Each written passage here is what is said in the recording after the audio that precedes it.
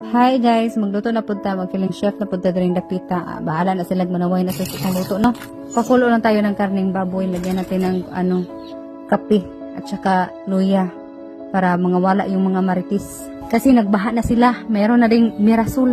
Mirasol. Pagkatapos ko siyang pinakuluan guys, syempre inugasan ko siya guys, tapos lagyan ng luya at saka asin din. Tapos, syempre painit tayo ng mantika, at prituhin natin yung saging kasi may saging naman tayo dito. Lagyan na lang natin. Set aside natin. Maya na natin lunod pag malambot na yung ating karning baboy ba. Yung ready na. Tapos guys, hindi ko alam kung anong ipangalan ko dito ba. Kasi para naman siyang humba. Pero parang hindi. Pero masarap siya guys. Feel ko lang kasi siyang lutuin na ganito ba. Kasi may nakita ako content din. Diba? Ingitera tayo talaga. Pero walang saging sa kanya. Sa akin meron.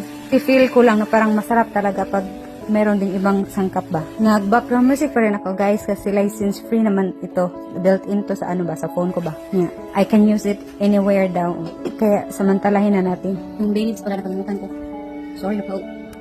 Pinalambot ko lang siya guys. Yung sobrang lambot talaga. Mas malinamnam siya ba? Pag sobrang lambot na yung niya, laman niya, tsaka yung taba niya ba. Ang boses mo dahil parang galit. Galit ka ba? Thank you for watching.